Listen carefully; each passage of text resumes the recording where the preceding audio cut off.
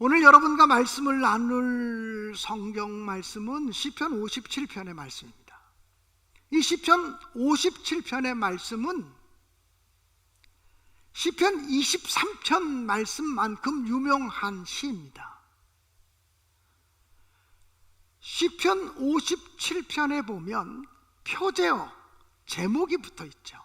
표제어가 다윗의 시, 다윗의 믹담이라고 되어져 있습니다. 이 믹담이라고 하는 말은 교훈이라고 하는 말입니다. 알다셋에 맞춘 노래 이렇게 되어져 있습니다. 이 알다셋이라고 하는 말은 멸하지 마소서라고 하는 절규입니다. 우리를 멸하지 마옵소서라고 하는 비탄조의 노래에 맞춘 시다는 것입니다. 그러니까 다윗 시대에 이런 어떤 음악들이 있었는데, 알다셋 곡조, 우리를 멸하지 마소서라고 하는 통곡과 탄식의 마음을 가지고 드렸던 아마 단조의 노래가 아니었겠나 생각이 됩니다. 그리고 이 시가 쓰여진 시점은 사울 왕을 피하여 굴에 숨었을 때라고 되어져 있습니다. 다윗은 사울 왕의 추적을 피해서 굴 속에 들어갔던 적이 있습니다. 성경을 보면 엔디게 동굴에 들어간 적이 있고, 엔게디 동굴에 들어간 적이 있고, 아둘람 굴에 들어간 적이 있습니다. 어떤 굴 속에 들어갔을 때 쓴 시인지는 정확하지 않지만 아무튼 엔게디 동굴이든지 아둘람 동굴이든지 둘 중에 하나에 들어가 있을 때 쓴 시라고 여겨집니다. 이 동굴이라고 하는 것은, 광야에서 동굴이라고 하는 것은 짐승들이 사는 장소입니다. 또 광야에서 동굴이라고 하는 것은 광야가 뻥 뚫려진 공간이기 때문에 광야길을 걸어가다가 용변이 보고 싶으면 용변을 보기 위해서 몸을 숨기는 장소가 바로 이 동굴입니다. 그러니까 이 동굴이라는 것은 짐승이나 사는 자리, 그렇지 않으면 용변을 보는 자리입니다. 다윗이 숨을 데가 없어서 이 동굴 속에 들어가서 숨어 있습니다.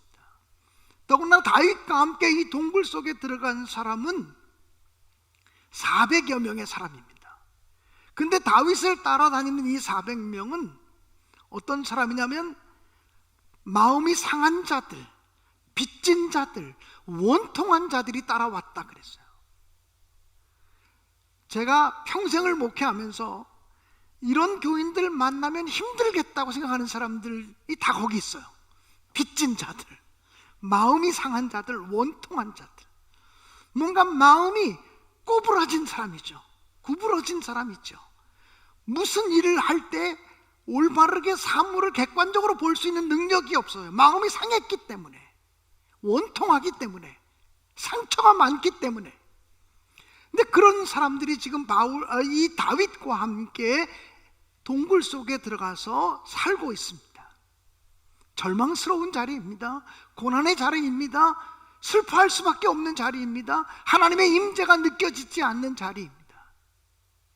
그런 자리에 들어가게 되면 믿음 생활을 잘 하던 사람들도 하나님을 의심하게 되고 하나님의 역사를 의심할 수밖에 없는 자리입니다. 그런데 다윗이 이 동굴 속에 사울을 피하여 있는 그 시간에 그는 이렇게 고백합니다. 내 마음이 확정되었습니다. 내 영혼이 확정되었습니다.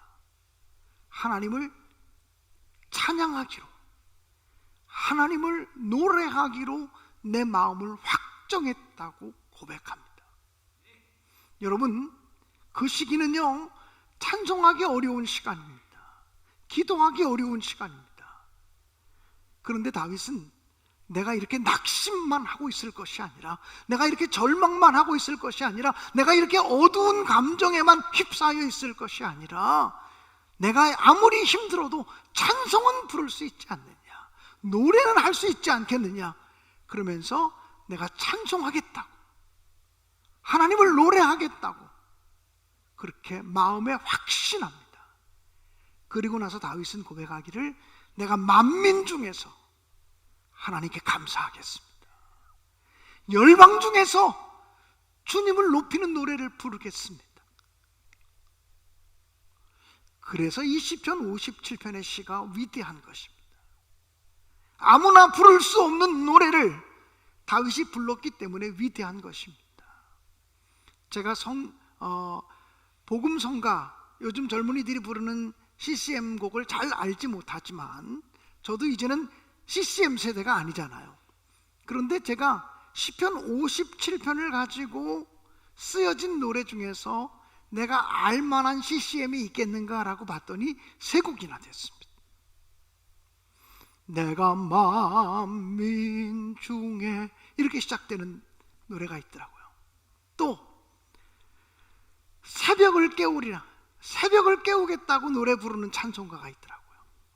또 오늘 마지막 결단 찬송으로 부를 모든 상황 속에서 내가 주님을 바라보고 주님을 의지하겠다고 부르는 고백이 있더라고요. 이 시가 얼마나 위대하면 요즘에 노래하고 음악하는 사람들도 이 시편 57편을 읽으면서 다윗과 같은 고백을 자기들도 드리고 싶어서 찬양곡으로 만든 것이 제가 아는 것만 3곡이더라고요. 그러니 이게 제가 아는 곡은 적어도 15년 전에 작곡되어진 노래들인데, 그 이후에 혹시 또 시편 57편을 가지고 찬양곡을 만든 사람이 얼마나 있을까? 아마 젊은 사람들은 더 많은 노래를 알 수 있겠다는 생각을 가졌었습니다. 사랑하는 여러분, 다윗 왕이, 물론 그때는 아직은 왕이 아닙니다. 도망자이고 피난민 생활을 하고 있을 때입니다. 근데 그가 내 영혼이 확정되었사오니 내가 노래하고 하나님을 찬송하겠습니다. 절망 중에 그렇게 선포했던 다윗의 고백과 배짱이 오늘 저에게도 있고 여러분에게도 있게 되기를 주님의 이름으로 간절히 축원합니다.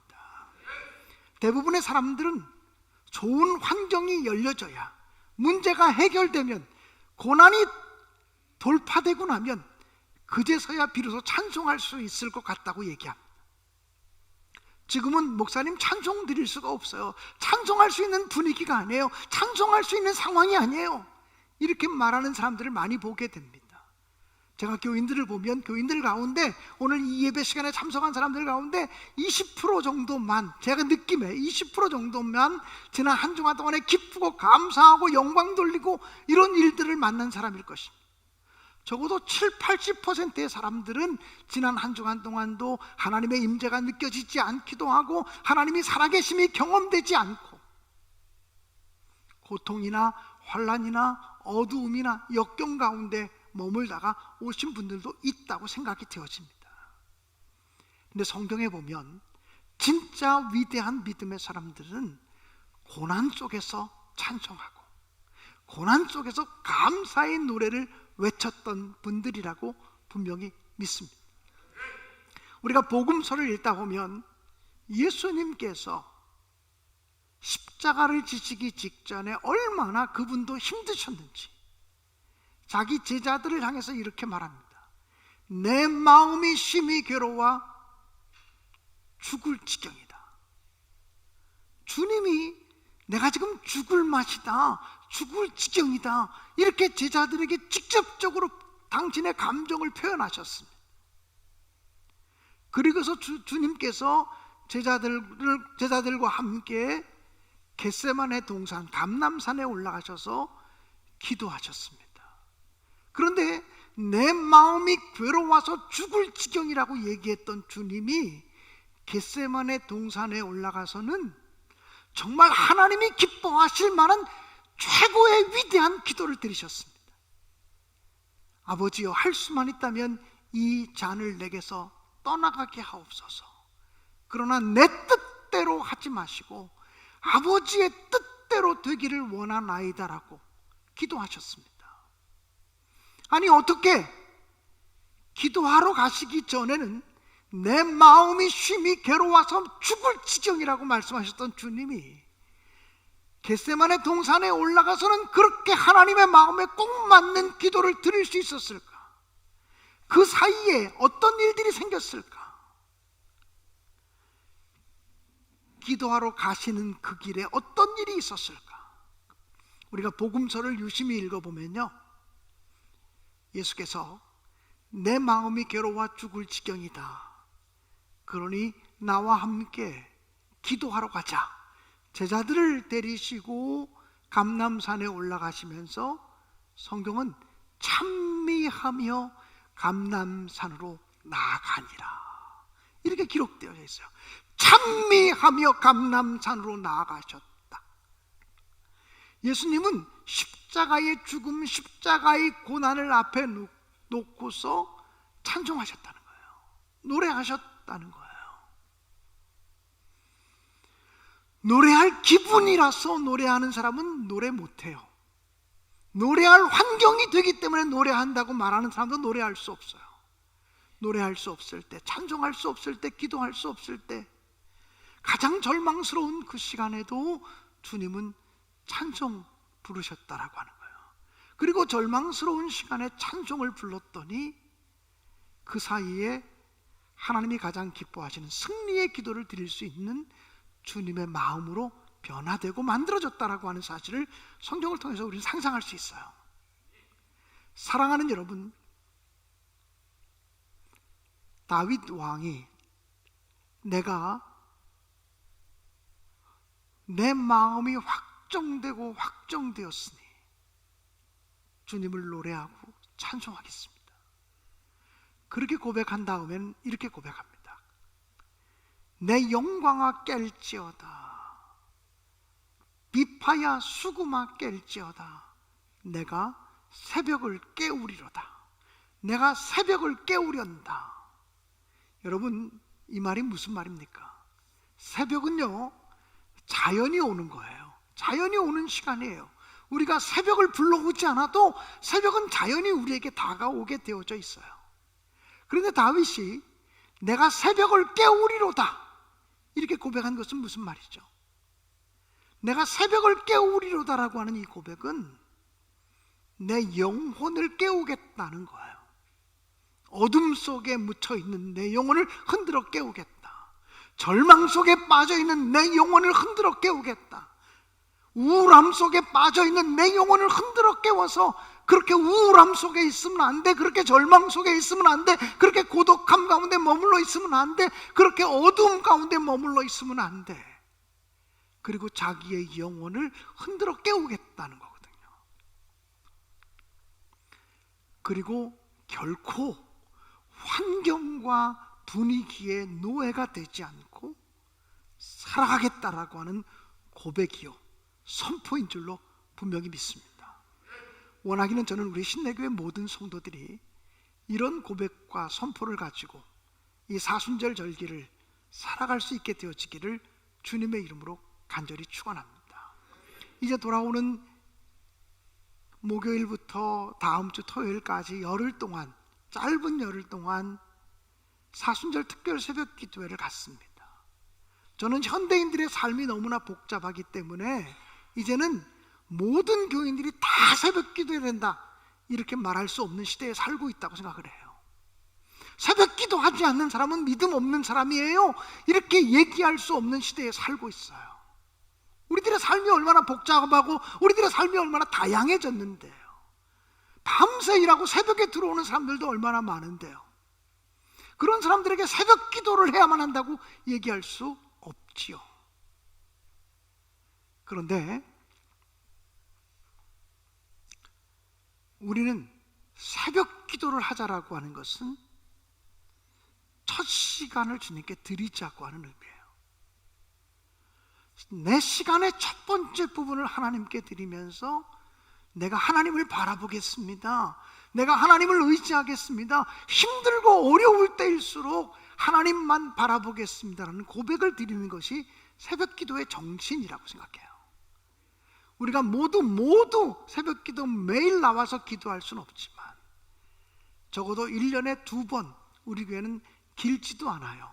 열흘씩 2번의 특별 새벽 기도만이라도 우리가 새벽 기도하며 우리의 믿음을 점검하고 내 영혼을 깨우는 시간으로 갖고 그 새벽 기도 시간만이라도, 특별 기도회만이라도 우리 교인들이 영적으로 하나 되는 영혼의 축제를 만들어 갈 수 있게 되기를 간절히 바랍니다.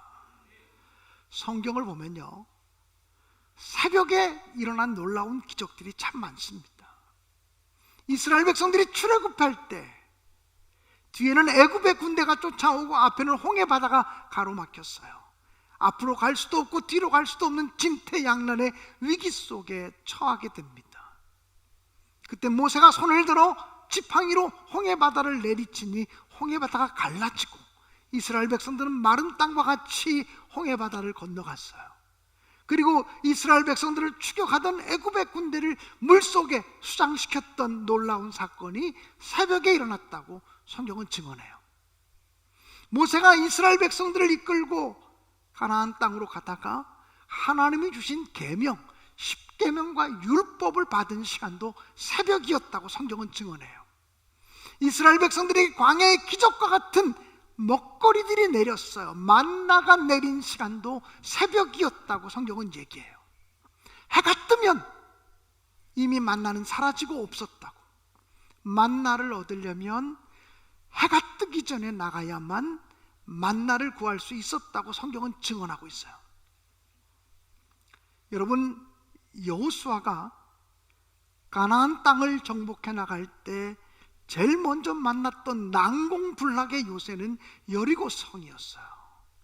그 여리고 성이 무너진 것도 새벽이었다고 성경은 증언하고 있어요. 여러분, 다니엘이 하나님께 기도하다가 사자굴 속에 들어갔을 때 하나님이 사자의 입을 막으시고 다니엘을 보호하신 시간도 새벽이었다고 성경은 기록하고 있어요. 그런가 하면 예수님을 팔기 위한 음모도 새벽에 있었어요. 예수님도 새벽에 붙잡혀 가셨어요. 다시 말하면 기적도 새벽에 일어났고 주님을 팔고 배반하고 이런 음모의 시간도 새벽에 이루어졌다는 거예요. 이 새벽 시간은 영적 전쟁의 시간이에요. 하나님은 새벽부터 우리를 하나님의 사람으로 붙잡기를 원하시고 사탄은 새벽부터 우리를 자기 쪽으로 끌고 가려고 전쟁을 벌이는 시간이 새벽이라는 거예요. 하루의 첫 시간부터 영적 전쟁이 이루어지고 있다라고 하는 사실이죠. 길지 않은 시간, 불과 열흘 동안의 새벽 기도지만 주님의 소리를 들어보라고 하는 주제를 가지고 새벽 말씀을 나누려고 해요. 성경에 주님의 소리가 정말 많지만 십자가 가장 가까운 곳에서 외쳤던 주님의 음성 3마디와 십자가 위에서 못 박히신 상태에서 말씀하셨던 7마디의 말씀을 모아서 10마디의 주의 말씀을 묵상하며 주님의 소리를 들어보라고 하는 주제로 말씀을 나누면서 십자가와 가장 가까운 곳에서 또는 십자가 위에서 외치셨던 주님의 소리를 들으면서 우리를 향한 주님의 애절한 사랑과 음성을 경험할 수 있는 시간이 되도록 저도 기도하면서 지금 준비하고 있습니다. 사랑하는 여러분, 코로나 상황이고 우리가 모이기 어려운 시간이 있지만 그것 때문에 내가 영적으로 더 나태해지고 영적으로 게을러지고 이런 것은 아닌지 스스로 돌이켜보면서 우리 신내교회 믿음의 공동체가 더 뜨거운 공동체가 돼야 돼. 이런 마음을 가지고 짧은 열흘 동안 영적 전쟁을 함께 치러갈 수 있게 되기를 주님의 이름으로 간절히 축복합니다. 저는 사실은 1년 12달 새벽 기도하는 목사예요. 근데 이 1년 12달 새벽 기도하는 목사도 특별자만 붙으면 특별히 피곤해요. 특별 새벽, 평상시는요 입술 부르튼 적이 없는데 특별 새벽 기도가 붙으면 이상하게 입술이 붙어요. 왜 그런지 모르겠어요. 특별 새벽 기도는 특별히 부담스러운 시간인가 봐요. 그렇지만 이번 특별 새벽 기도에 저도 부활절로 나가는 길목에서 다윗이 내 영혼을 깨리라, 내가 새벽을 깨치리라 고백했던 것처럼 그렇게 기도할 수 있기를 간절히 소망합니다. 아프리카의 어떤 마을에서는요, 그 마을 뒤쪽에 숲속에 오두막집을 하나 지어놓고 그 오두막집을 기도처로 이렇게 명명했습니다. 그래서 기도할 제목이 있는 사람들은 숲속에 있는 마을 뒤쪽에 있는 오두막집에 가서 기도하곤 했답니다. 사람들이 많이 다니니까 그 길이 오솔길이 생겼습니다. 그런데 이 아프리카는 풀이 빨리빨리 자라는 지역이었던 모양이에요. 풀이 자라면 금방 그 길이 잡초가 우거집니다.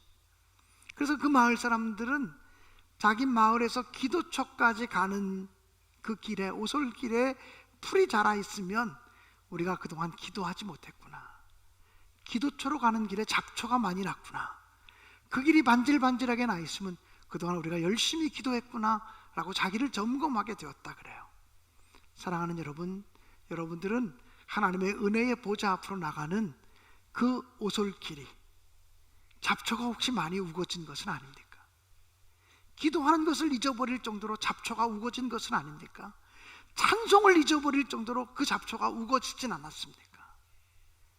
이번 짧은 기간의 기도회지만 그 잡초를 제거하고 돌멩이를 고르고 주님과의 교제를 나누는 복된 시간 되어질 수 있기를 주님의 이름으로 간절히 축원합니다.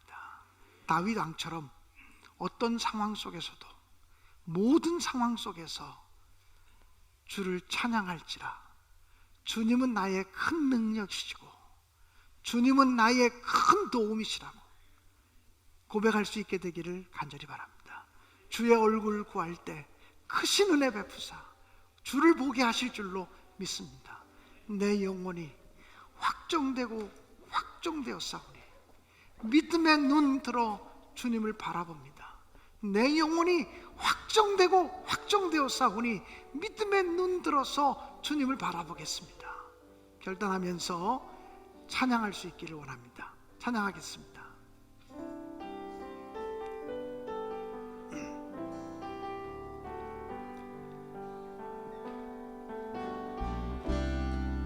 모든 상황 속에서 주를 찬양할지라.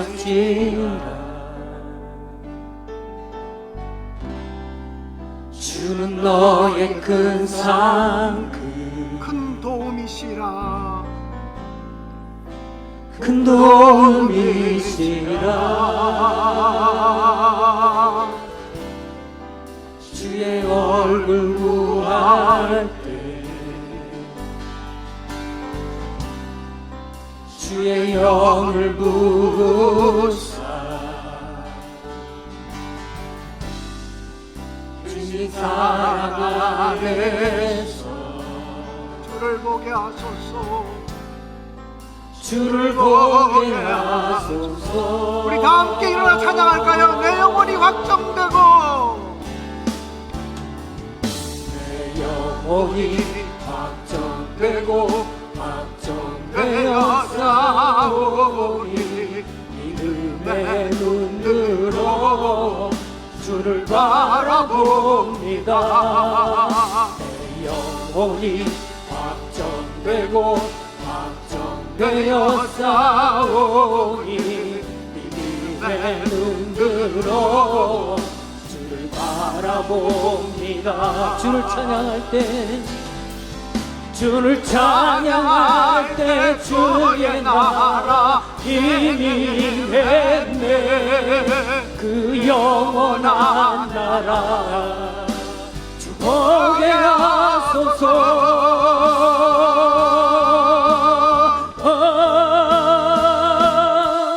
내 영혼이 확정되고 확정되어 싸우니 믿음의 눈으로 주를 바라봅니다. 내 영혼이 확정되고 확정되어 싸우니 믿음의 눈으로 주를 바라봅니다.